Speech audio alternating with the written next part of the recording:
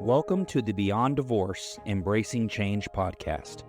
My name is Michael Flores, and I will be your host while we explore the complex journey of divorce with empathy, insight, and practical knowledge.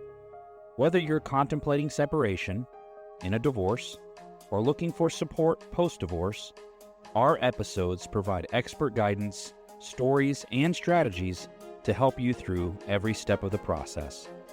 We are actual therapists, helping clients who sit on our couches every day through their difficulties of divorce. You are not alone. Join us as we delve in and find solutions that give you hope again. We're glad you're here. This podcast is not intended to replace legal or personal help. This podcast is for informational purposes only.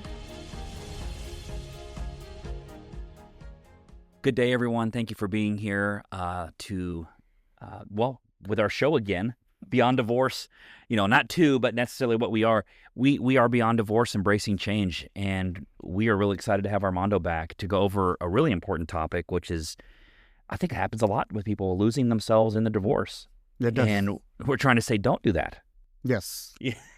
Yes, the goal is not to lose who you are in this very difficult change that is going on in your life. And so when we say that, Armando, not losing yourself in divorce, are we really talking about someone's identity? Like the identity they had before the divorce or identity that you're creating after the divorce? I think it's a combination of that, and it's a combination of not losing what your values, your core self is. Because when you got married, there was a core value of who you are. There's a core self, or there should be. That's part of it too. If you're really young and you get married, you may not have that fully developed. Right. And then as you develop that in the marriage, that kind of shifts and changes a little bit, but who you are is still at that core. And a lot of times in divorce, what I've noticed is people lose that and they become, where you might describe them as kind, empathetic. They end up being critical, mean, hateful. I was talking to an attorney this morning, actually, and we were talking about how he's noticed that in some of his clients that they're very different after the divorce. Like if they'd check up and talk about them, their personality is completely different. Wow. So it's how can we preserve that personality during the divorce? So, we're not like, who is this person now in front of me? So part of not losing yourself is really understanding enough about yourself to know who's the person you want to either maintain or who's the person you need to become. Right. It's like it's a level of self-awareness. Well, a lot of it is all self-awareness, actually. It's about being self-aware of who I am, who I was prior to the marriage, who am I during the marriage, who I want to be after the marriage, and then also being aware of the pitfalls of, triggers, being vindictive, things like that. I mean, right. We, good, bad, or indifferent, we get a lot of a spectrum of different people in that process. Let's start with who am I? Okay. You said that earlier, is that something that's discovered pre-marriage, during marriage, after marriage? When is that question? When should we be asking ourselves a question like that? Yes.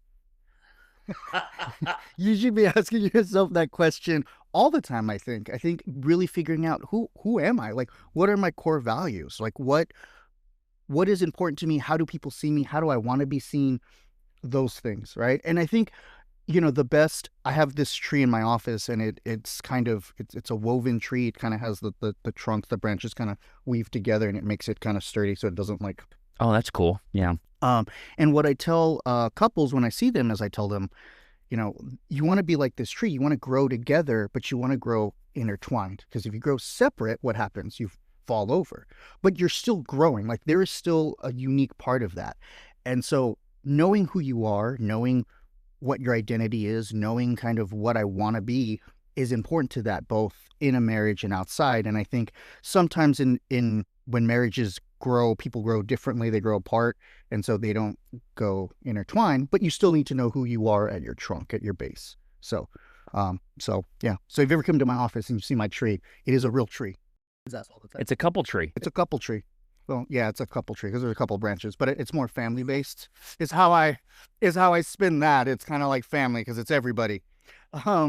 Intertwined. Right. And I think it's important to figure out who you are. And so with our listeners, if I can, if you're cleaning, driving, whatever you're doing, if you want to do this little exercise with us, I'd encourage you to do that. So I'm going to have Michael, I'm going to encourage you to write these down. So Okay. this is a little strengths exercise I do with almost all of my clients at the first session. It's really just one, trying to figure out who they are, so I know who they are, but also help them remember who they are. Okay. So do me a favor, write your name, top of that paper right there, underline it. And in my office, I would let you pick a color, but I don't have colors here. So, and you pick your favorite color, and then give me 3 strengths that you see about yourself. What are 3 strengths you have? You may be like real or just make them up? No, your real strengths. Don't. My real strengths I see in myself? Yes, we're talking Okay. about who you are. We're not, and listeners, please don't make up strengths if you do this exercise. Yeah, see, I did a good job. You did, thank you. Okay. I appreciate it. And usually I write this down for them. I probably should have written it down, actually. Actually, I'm going to do it. Okay. So Michael, what did you write down? Kind, helpful, I need one more. I know you do, and I'm trying to think of the one that it's like one of my values. I think it's a strength, but I value it. It's really like constantly trying to be cognizant of another person's perspective versus my perception. But it's more like, I think one of my strengths is I really try to sit in their shoes. So we call that empathy. Yeah, maybe. I don't know if I'm very empathetic about it, but it's more just trying to kind of see their world from their construct of their point of view. But I think empathy is part of having someone's point of view, and perspective is having empathy for it. Oh, Because sure. I can see somebody's point of view but not care about it. You want to care about it, right? You want to be able to see where it is. Yes. So I think that's the key there. Okay. So you would say you're kind, helpful, and empathetic. Okay.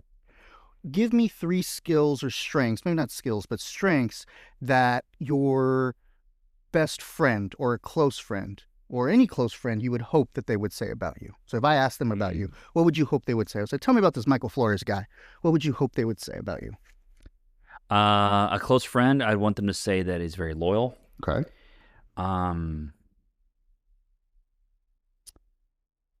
Full of joy. Oh, joyful. Yeah. And loving. Okay. Okay. Give me 2 strengths you would hope your wife or your spouse would say. So I picked when you asked me that. I did that on purpose. Darn it. So maybe something else. 2 strengths my wife would say or I want her to say. You would hope she would say. I hope she would say. I hope she would say that in every decision that I made, I always put them first. Oh, so family first. Mm-hmm. Okay. That's a value. Yeah. And I would hope they would say that I was one of one. That there's really not anyone else like me. So unique. Kind of Unique. Unique, That'd be one a of good one. Yeah. Okay. Give me 2 that you would hope your children would say. We're just going to keep going, by the way. With my kids, I would want them to hopefully say this about me, which is involved and available. And give me 2 that you would hope your coworkers would say, that your team would say about you. What you have said about me? No. Oh, I mean, keep it PG. We don't want to get labeled on the only good things, listeners. Only good things. Yeah, my coworkers. What I would love for them to say. Strengths about me. Mm-hmm. What would you hope we would, if somebody asked us, what would you hope we would say about you? He's trustworthy. Mm-hmm.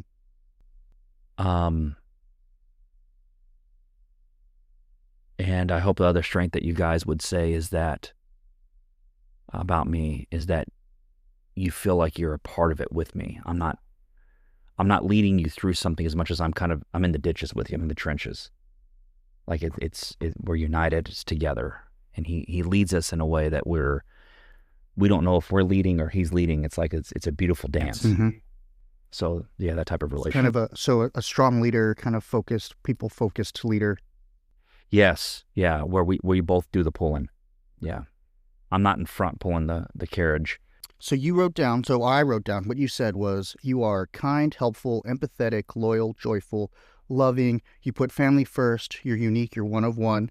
You're involved. You're available. You're trustworthy, and you're a good leader. Sure. Sounds great. So would you say if you're doing all that, that's you, best version of you, that's what that would look like?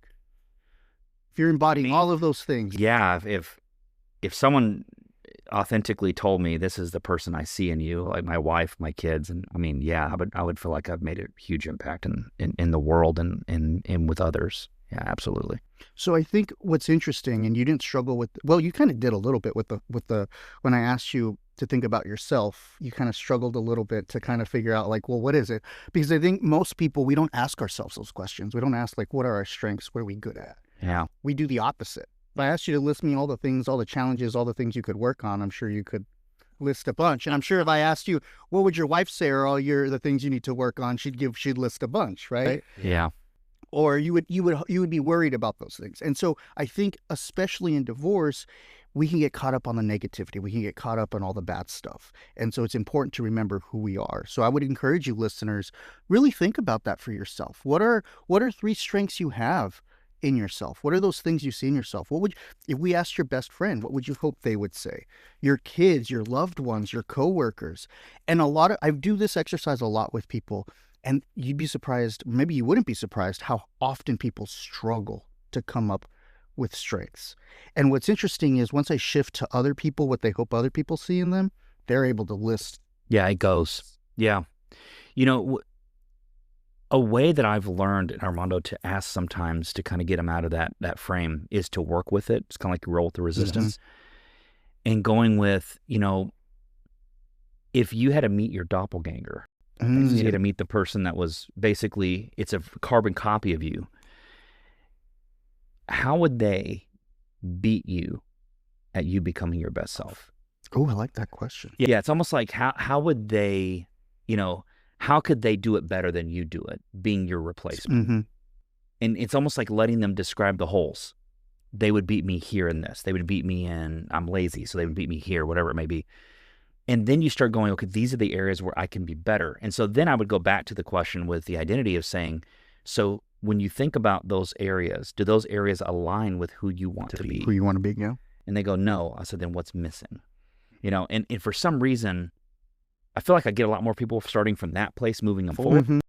But I think I like the way you do it, because when you do it first with strengths and you watch them struggle, then you go, okay, so let me back up then. But if they don't struggle and they go through it, then you're like, cool, you have a pretty good sense of self. Mm-hmm.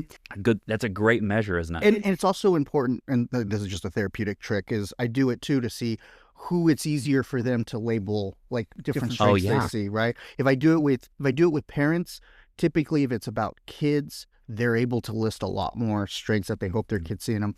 If it's a teenager, friends give me a whole list of things that they hope. Parents, they struggle with, but like with friends, they're able to give, which is developmentally appropriate. Sure is. For teenagers. Sure is. And so that also lets me know who's important in their life, and I point that out to them. So listeners, as you do this, and I would encourage you to do that, is really think about who's important to you, what you hope they think about you, what you hope you are showing them, and understand that's who you are. Right. So if you're going through a divorce and you're not empathetic, right? You're being like, I don't care what they have to say. This is what I'm doing. You're not loyal. You're like saying one thing and then you agree to one thing, but then when you get to the courtroom, you do something completely else. Yeah. That's not taking anybody's perspective. You're not being trustworthy. You're recording every conversation you have with someone.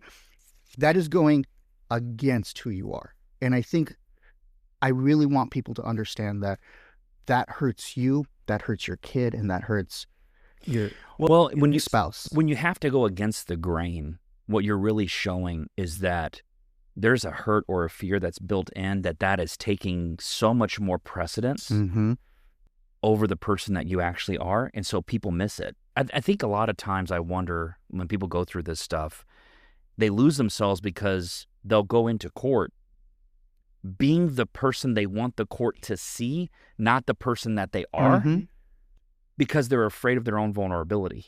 It'll get used against me. They'll But I find that when you come in and you are just being yourself, let me give you an example. So I was in court, and I was court appointed to do therapy for an individual client. Mhm. Okay. And when this client came to see me, individual work, I'm not doing anything else. They're doing reunification with someone else, and all these other parties are involved. The first thing the person tells me, he looks at me, not happy about being here, number one. Basically says, why do I have to see you if I already have a therapist? Or have, just kind of just pushing back. And what I loved about that conversation, it was genuine. That person could have come in and checked the box and played me or whatever they wanted to do, right? Manipulated. Mhm. But they came in with honesty. And that integrity and honesty I banked on. And I literally remember sitting there in that conversation, and what was really amazing is after all these sessions we've had, I got to hear testimony in court. And the attorney asked him in court, what did you think about doing the individual therapy? How'd you feel about it? And the answer was the same I got. I didn't like it. Mhm. I felt like it felt like another setup on something to try to get me on something. It was another person in the cog that was going to tell me how I was wrong. But something happened in that session, and it allowed me the opportunity to go, this person really wants to help this person. And it almost, I had my head down because I didn't want to get teary-eyed about it, because that's what I really aim at doing is like, I want to bring the best self out of you. And I can't do that if you just don't tell me the truth. It's okay if you come in here and go, if you come in and say, I don't want you to help, I want you to get out of the damn way and move on. I may not like your answer, but man, if that's truly how you feel, what exactly? You see what I'm saying? That authentic version of self. So yeah, knowing who you are and allowing the authenticity to present itself in the therapeutic setting, to me, I'm not interested in hurting you with it. I'm interested in trying to go, now I know where we stand and I know where I can either help or not help. But this also goes back to how many times have you worked with a kid and they said, oh yeah, my parents changed after the divorce? Oh, it's all the time. Because they have changed, right? Who they are is becoming different. And you said it, you spoke to it when you said it was about like the fear of loss or the hurt or the anger, right? Mm-hmm. Yes. It's those other things that are changing them from something else. What's interesting is I think in the work that I do, and even on these podcasts, I feel like there's a through line in some of the episodes that I do, is where people have the best intentions, and I like to think that people have the best intentions and they want to do well, but they get lost along the way, and it makes them mean. It makes them cruel. It makes them prickly. I think I said that one of the very earliest episodes is that people get prickly, and we forget who we are, our best version, and we get prickly to survive. So instead of being empathetic, Mm-hmm. I'm closed off. Yes. Instead of being, collaborative, I'm difficult to work with. I don't know what the opposite of collaborative is. Uncollaborative. Uncollaborative, difficult. I don't know, whatever the word is. Feel free to write in and put the sort of stuff. Comment below with different. Uncollaborative.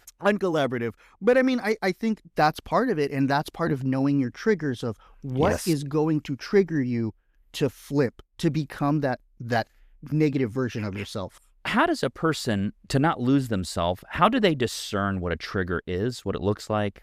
I think there's a lot of self-reflection. Okay. And really thinking about reflecting after an event or after something and being like, okay, how did I react to that? Was that my best version of myself? That phone call, that angry text that I sent to my ex-spouse or my soon-to-be ex-spouse or my ex, was that like me? Whoa, that was really hateful. Yeah. What happened? I mean, I'll speak for myself. There are moments in my life where I've been angry and I've surprised myself with the things that I've said or done. And later I'm like, whoa, what was that about? And really questioning where that was and what really got at me. And that is scary work, to like look at yourself and see that's not the best version of me. And that's probably the worst. Where did that come from? And it could be anything. How should we determine what a trigger is? So when a person comes in and goes, well, they said this, or when they start blaming me, it triggers me, whatever. When a person finds that, I hate using the word trigger, I've been triggered, But the idea is when a person does sense that something's changed inside their cellular functioning as a result of something they've experienced in an interaction with another person, how do they then What should they do with it? Is what I'm So asking. my favorite question, I learned this in grad school. So shout out to Dr. Duncan if you're listening. I don't know if she's still working or not, but one of the favorite questions that she ever gave me was, "What about that bothered you?" What about that? Yeah. What about that? And not triggered you, but bother, like just kind of like just a bother. Like why did it impact you? Like what? Why that? Like what is it about that? And really, well, what is it about that? It's because every time we talk about finances, we got into a fight. So now they're wanting child support, and I told them to save money, or, oh, now they have a new boyfriend because at the end of our relationship, they wouldn't even touch me. They wouldn't. Yes, they must have been cheating. They must have been cheating, right? And so those are those things that bothered people to really kind of break down. And usually, it's more about our own insecurity than it is about them. Ah, there it is. And so if you can be secure in knowing yourself and remembering that, then you're going to be okay. And you can kind of be aware of those triggers if they come up. And so, and to remember that because you react to it, it might feel real good to be real vindictive. Look, sometimes it's fun to be Tom Petty and be real petty. Look, pettiness can get you through a lot. And look, sometimes I'm pro petty. I'm not right now, but you have to recognize that it might feel good in the moment, but what is the cost long term? Yeah, I think that's a lot of things that we don't consider the cost, especially when it's truly emotional. We kind of want to help the emotion subside. Mm-hmm. So what we do is we become reactive in the moment to help with the emotion we're feeling, not recognizing the cost, right, versus the benefit. We used to say, is the juice worth the squeeze? Oh, yes. The idea that, is it really going to get you? I think when you mentioned triggers and you mentioned like, what was that question you said? It was, what about that bothers you? Mm-hmm. When you discover that something bothers you, that's a level up for you. Isn't that like an opportunity for you to go, oh, this is where I need to get better? Because think about what it would be like if that same thing happened and it didn't bother you. Mm-hmm. Like, what does that say about a person? That something used to bother me. I've worked on it enough in myself that now when it happens, I'm not bothered by it. Yeah, you have power over it now, right? Like oh my gosh, yes. That thing or that person doesn't have power. Well, let me make it even better. That thing or that thing that happens has no control over you anymore. No control over you. Because that's what people don't like, is feeling controlled.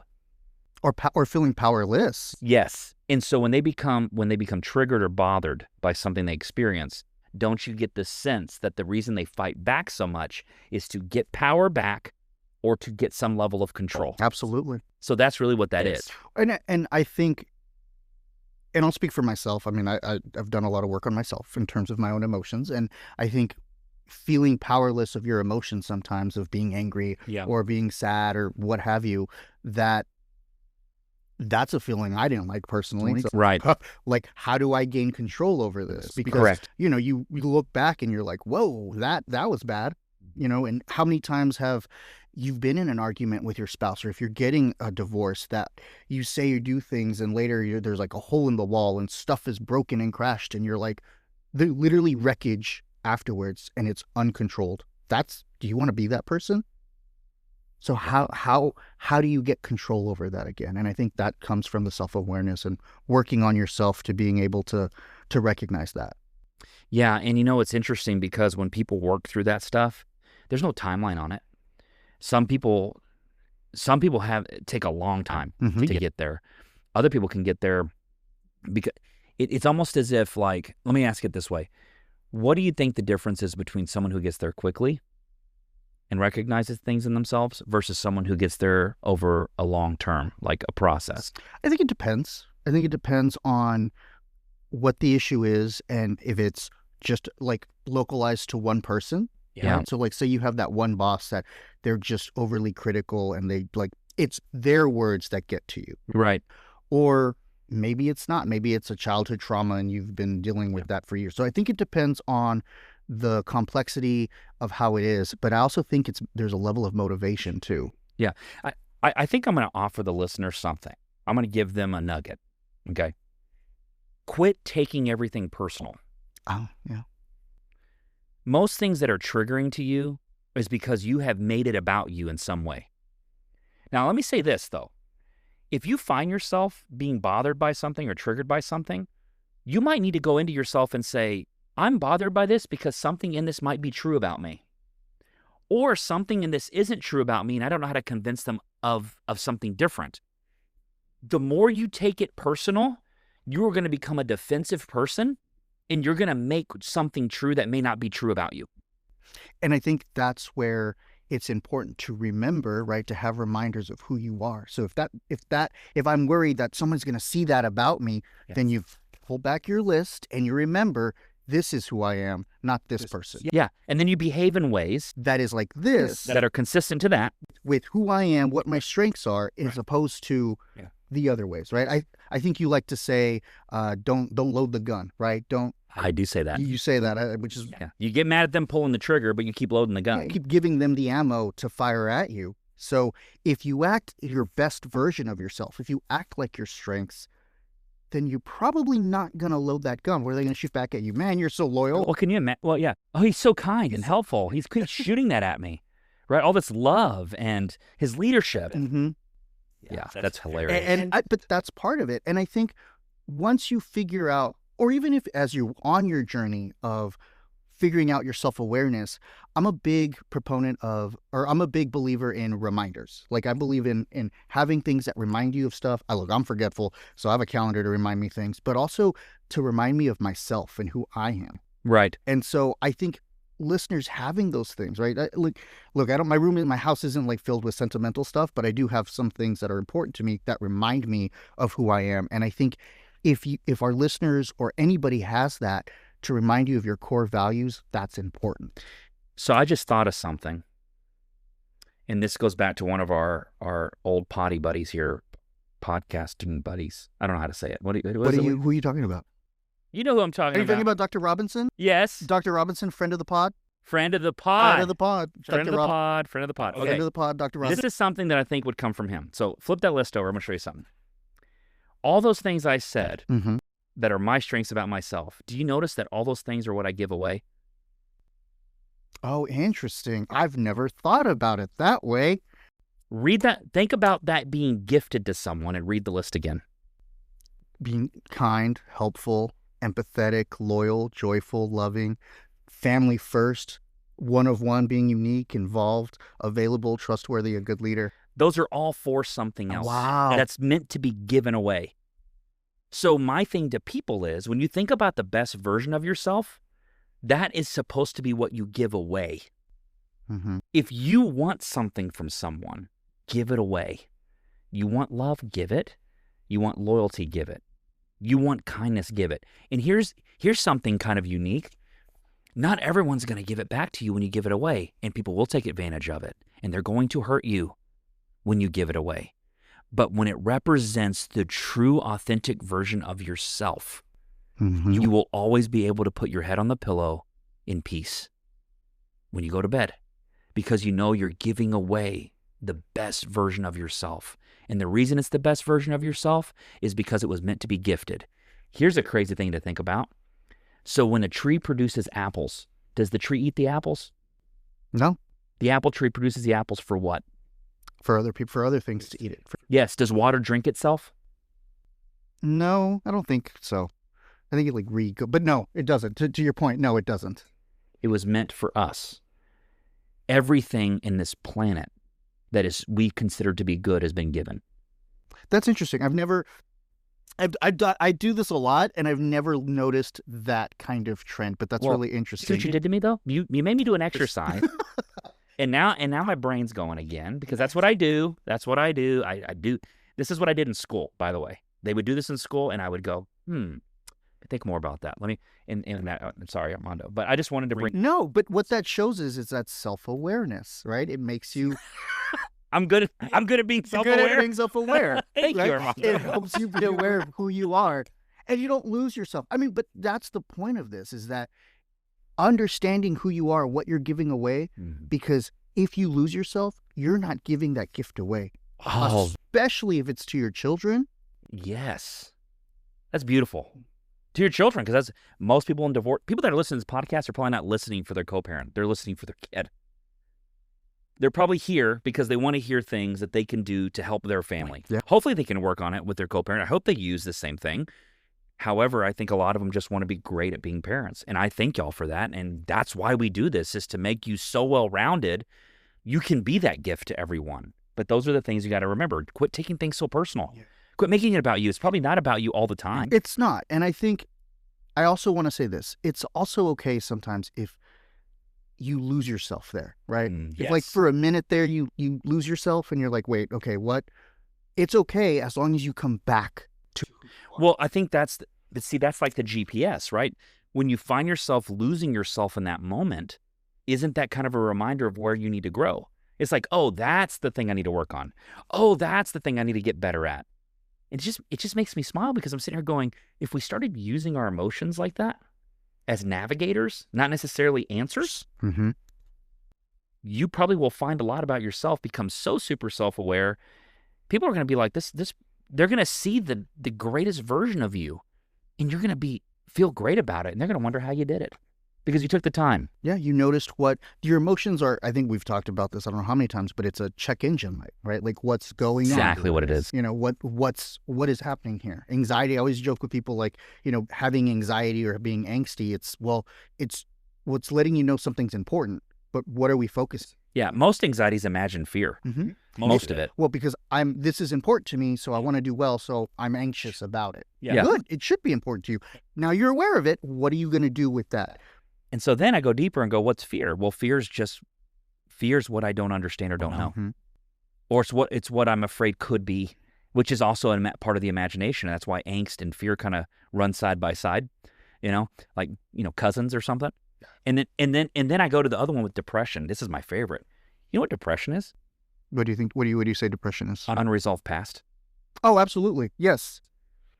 It's just, it's your body's way of telling you that we never resolve this about ourselves. Right? And so what happens is it just holds you down. It's like a weight. And people get stuck in that darkness with it. And it's just like a cycle that repeats itself. And it's almost like when a person comes in depressed and I say, what is it you still need to let go of? Mm-hmm.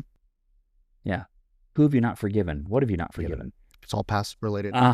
Almost every time. But I think with that too is that if we work on being who we are, our best version of ourselves and that identity, then we can recognize that and we have a path out of that fog. Yes. Out of that path. Yes.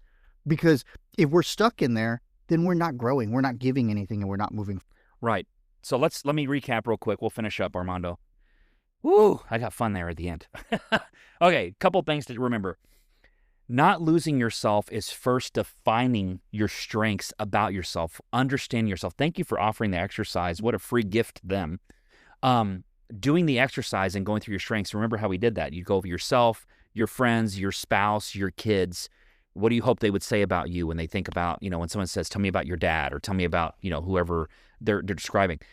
Building your strengths. When you struggle with that, that's a sign you need to do more work on figuring out what that is or what you want that to become. Okay. And so then once you have those strengths built out, you start asking if the way that you're behaving is aligned with those strengths. Is that correct? Is that matching? Yeah. Is the way I'm responding, the way I'm interacting, right, is that matching with those things? Yes. And remembering that when you get triggered or bothered by something, it's really just a sign that that's the area you need to grow in. Is that right? Yep. Okay. And then the last thing to remember as you go through all this is like our friend says, and I didn't say this yet, but like our friend says, Janan, give yourself some grace. Oh, yeah. Give yourself some grace. Yeah, give yourself some grace, right? Quit taking things so personal and let go, which is called forgiveness, right? Give away what you want in return. Give it away, right? You want kindness, give it away. You want mercy, give it away. You want flexibility, give it away. Even if you don't get it back, give away who you are because your best self was meant to be given to others. That's what it's all about, guys. Anything else you want to add or leave the listeners with, Armando? No, I think always, once you do this exercise, I would say give it a couple years and go back and do it again. Oh, I always like to do it again. It's one of those things that it's like when I read one of my favorite books. I read it when I was in high school. I read it when I went to college. I read it right out of college. I haven't read it in a while, but I probably need to read it again because every time I read it, I get I learned something new. Like my perspective has changed. My life has kind of changed the meaning of it. And so it's a different, and I'm always curious to see what we add. Yeah, we are constantly involved in an evolution. Yes. We're involved in an evolve. We're Right. we're growing. Change is constant. Oh, we better stop. I was gonna say That's good. Thank you, everyone, for being here. We hope you are getting exactly what you need from these podcasts. We have been given some phenomenal feedback. We want to keep working. We are now international, by the way.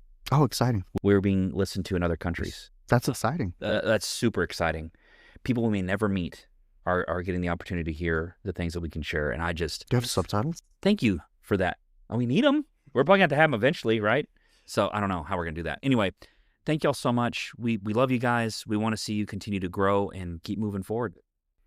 So look here, everyone. We've created a free resource to help you understand the deeper dynamics that may be shaping your family's experience of divorce.